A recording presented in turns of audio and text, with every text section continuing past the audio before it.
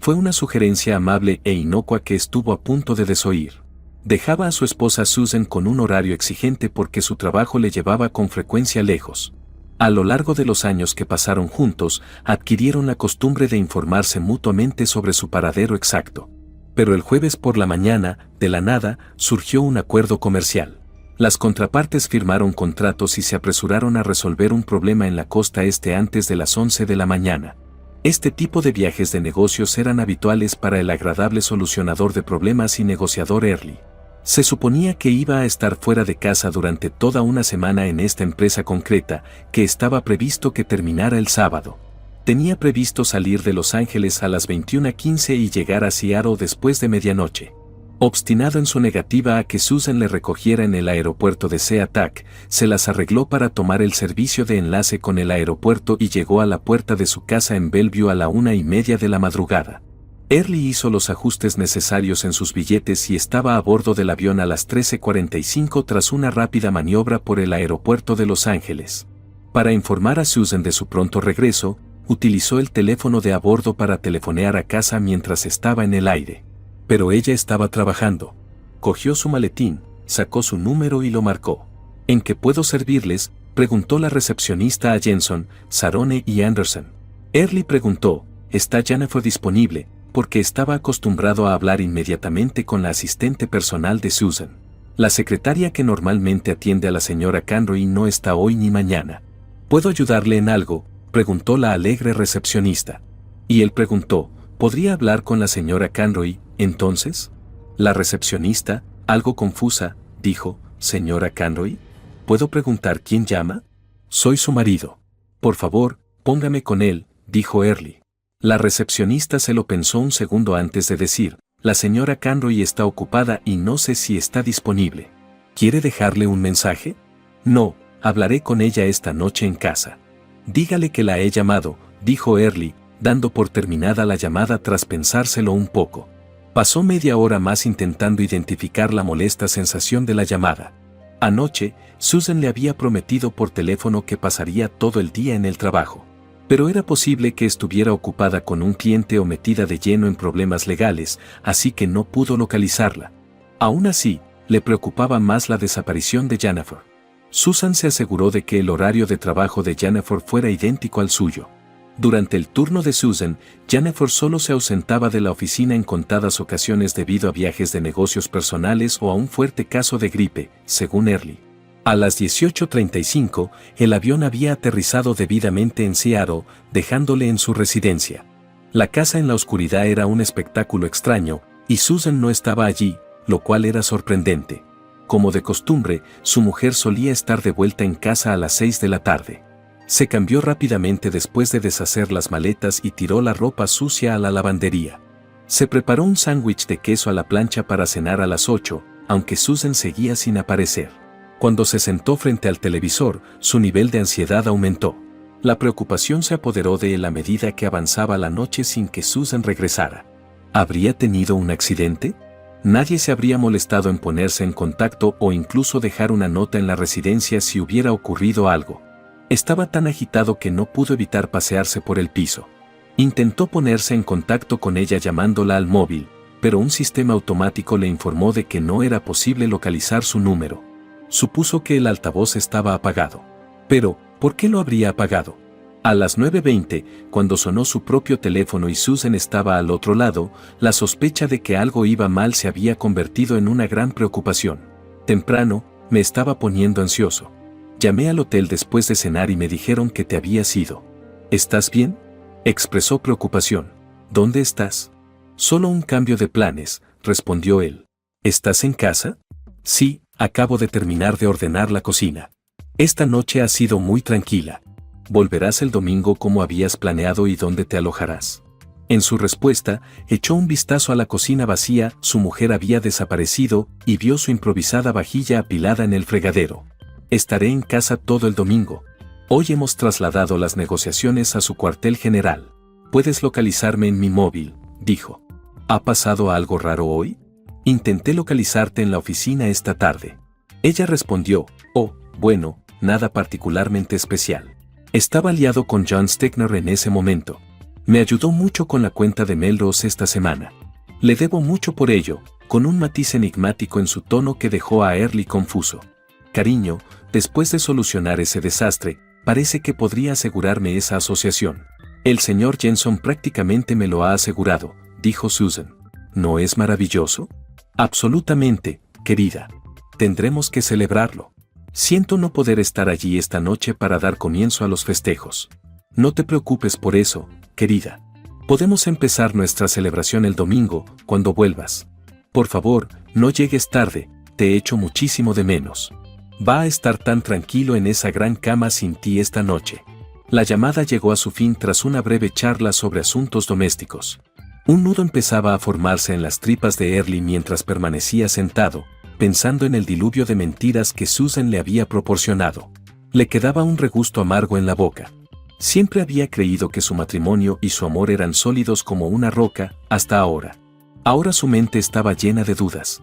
Dando vueltas en la enorme cama desierta que Susan le había descrito, Early luchó contra el sueño hasta bien entrada la noche. Llevaba levantado desde el amanecer, mirando al techo mientras intentaba planificar el día. A las 9, estaba claro que Susan no volvería a su casa. Llamó al número asociado a su lugar de trabajo. Después de que la recepcionista tomara el nombre de la señora Conroy en lugar del de Jennifer, pidió educadamente hablar con ella. Expresó su gratitud a la recepcionista al enterarse de que no estaba disponible, le aseguró que el asunto no era urgente y prometió devolverle la llamada el lunes. No hay problema. Está previsto que la señora Conroy llegue el lunes a las 9. Entonces podrá localizarla, respondió la recepcionista con una sonrisa. Antes de subir al todoterreno, Early recabó detalles de los contactos que Susan tenía en la oficina. Salvo para remolcar su caravana o hacer excursiones de acampada a las cascadas, el Explorer verde oscuro apenas se utilizaba. Sus conocidos nunca habían visto un coche así. Dejó el Mercedes en el garaje y se dirigió a la oficina de Susan en Bellevue. Condujo lentamente por el aparcamiento hasta encontrar el BMW gris de Susan, que no estaba allí. Buscando el lugar que había visto en sus contactos, la residencia de John Stegner, sintió una terrible sensación. La encontró escondida en un bosque de la acomodada región de Medina. Detrás de los altos abetos se alzaba una valla de ladrillo rojo de 2,5 metros que rodeaba la finca. Con una maniobra deliberada para evitar bloquear el camino de entrada circular, se fijó en el BMW de Susan aparcado junto al garaje mientras pasaba lentamente. Tuvo que detenerse un momento para serenarse, ya que se le nubló la vista. Necesitaba secarse los ojos. Un almuerzo tan pospuesto que casi era un brunch fue la elección de Early cuando entró en Bellevue. Pidió té y un gofre belga y se acomodó sobre las 11:30. Preocupado de que el gofre fuera demasiado para su débil estómago, se rebeló contra el café. Terminó de cenar, pagó la cuenta y salió del restaurante una hora después de empezar a comer despacio, disfrutando de cada bocado. Volvió a pasar por delante de la casa de Stegner, conduciendo despacio. No había ni rastro del automóvil de Susan. Regresó después de una hora infructuosa de dar vueltas. Mientras tanto, su vehículo no se había movido. Cuando llegó a casa, no podía dejar de pensar en cómo se habían desmoronado su matrimonio y la vida que amaba. Se preguntó si la felicidad volvería alguna vez. Pasó el resto del día deprimido en casa, demasiado agotado para romper un huevo. Incluso cuando de vez en cuando comía bocadillos, zumos y refrescos de cola para saciar el hambre, apenas era suficiente. Justo cuando se preparaba para irse a la cama, a eso de las 9:45, recibió otra llamada de Susan. Fue la única interrupción. Sin él, su enorme cama parecía vacía, y ella se lamentaba de este hecho. Como reacción, Early murmuró algo en voz baja, tratando de contener su fastidio cuando sacó a colación el aislamiento extremo al que ella no tenía ni idea de cómo enfrentarse. Perpleja, Susan quiso saber a qué se refería. Como él estaba de acuerdo en que ella debía sentirse sola acostada en su gran cama, se encogió de hombros. A medianoche, se fue a la cama con sus pensamientos llenos de incertidumbres después de despedirse de ella y decirle lo mucho que la quería. ¿Cuánto le importaba a ella? ¿Era una especie de venganza?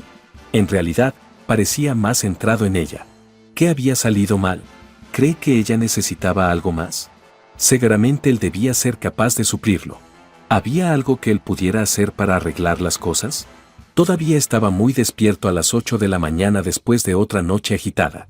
Hacia las 10, oyó que el BMW de Susan entraba en el garaje mientras estaba sentado en el salón con las cortinas echadas y las luces apagadas. Poco después, ella se dirigió desde el garaje a la cocina, trayendo consigo una pequeña bolsa de viaje. Él la observó desde su lugar en el gran sillón reclinable de cuero oscuro.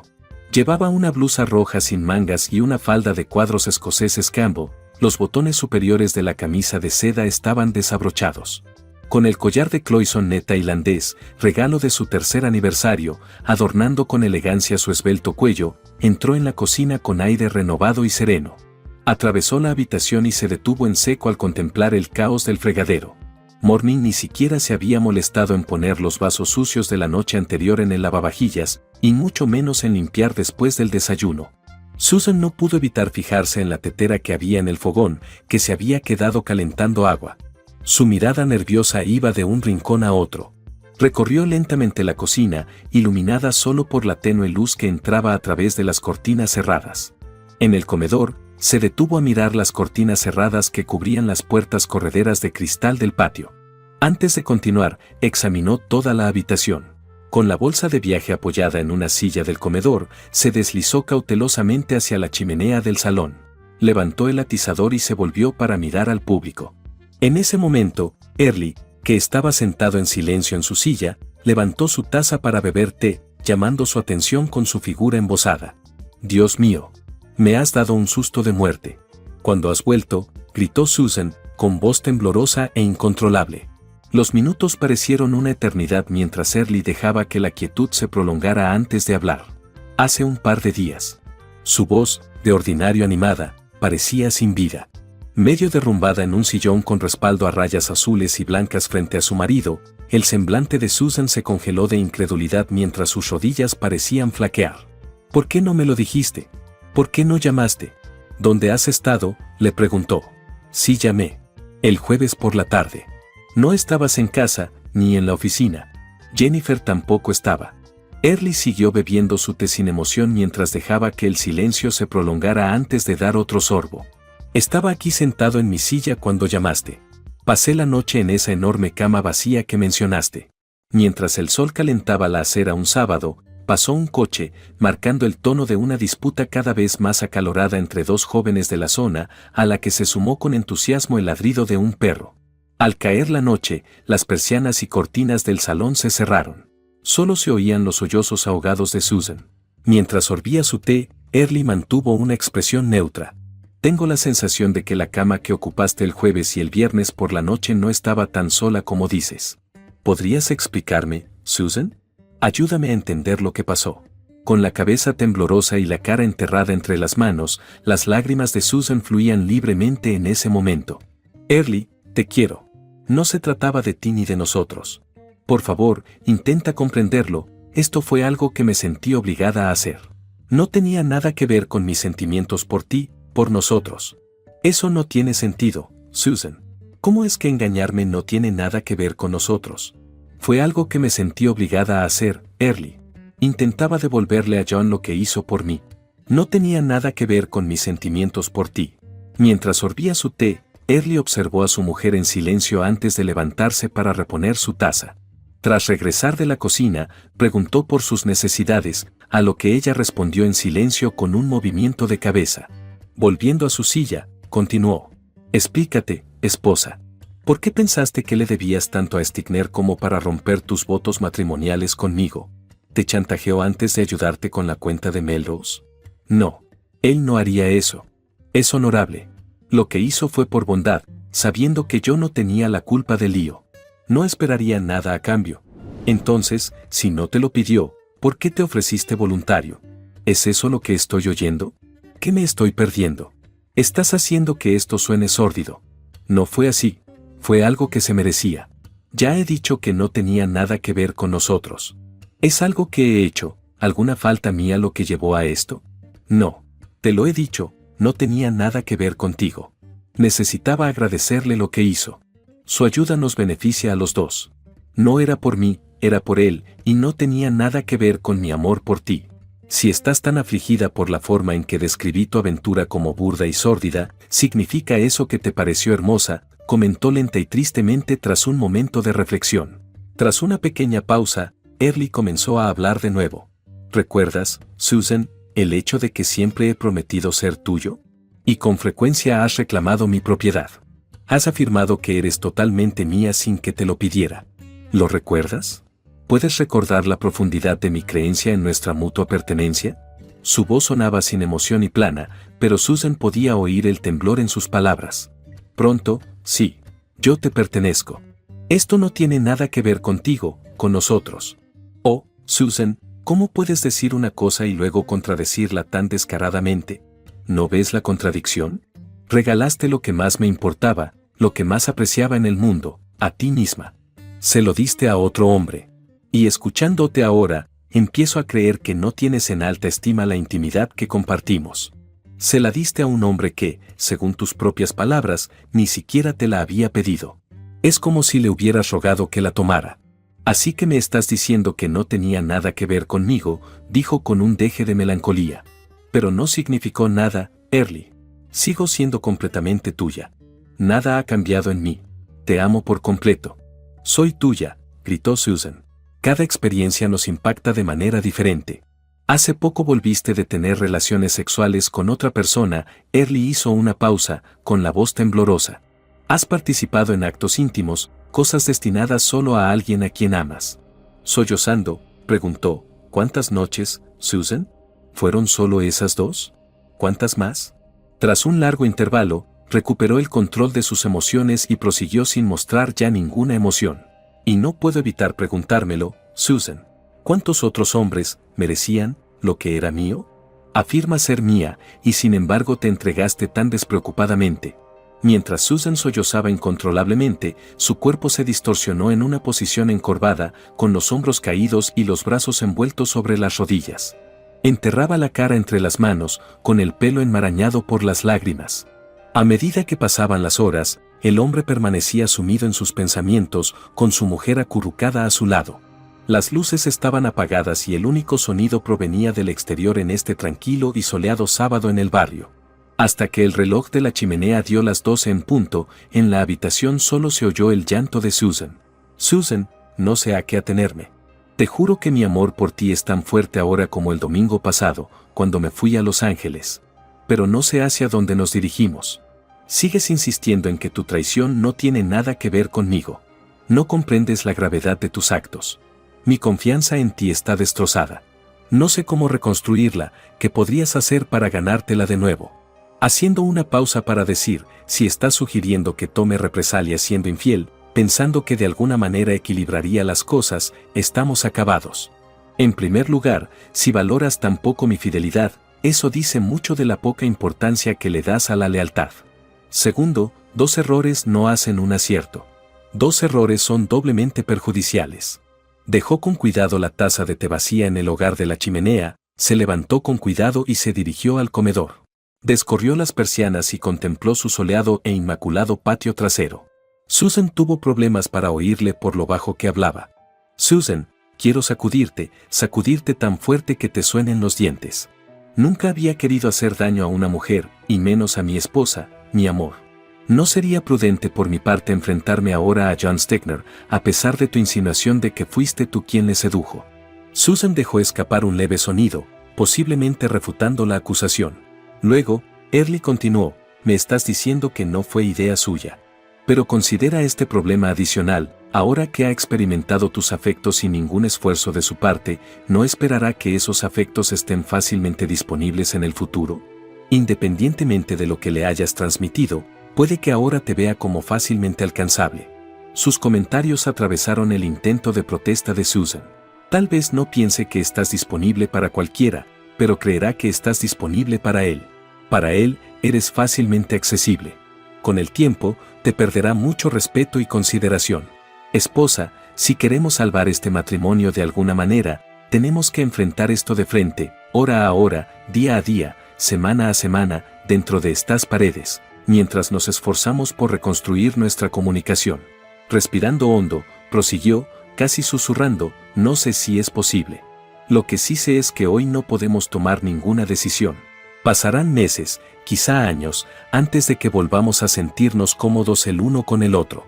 Por esta noche, dormiré en la habitación de invitados. Mañana, cambiaremos nuestra cama de matrimonio por camas de matrimonio separadas. El dormitorio principal tiene espacio suficiente. Tal vez, si nos esforzamos, podamos superar esto, si ambos realmente queremos que funcione. Estoy empezando a cuestionar si lo haces. Por ahora, esto es lo mejor que puedo ofrecer. Después de echar un vistazo a su brillante patio trasero, volverse hacia el salón fue como asomarse a una sombría mazmorra. Estoy dispuesta a intentarlo. Podemos discutir lo que el matrimonio significa para cada uno de nosotros en los próximos meses. Tal vez podamos salvar esto. Susan, aún te amo. Para acceder a la terraza, abrió las puertas de cristal y salió al exterior. Los gritos de su mujer resonaron a través del cristal cuando cerró la puerta tras de sí.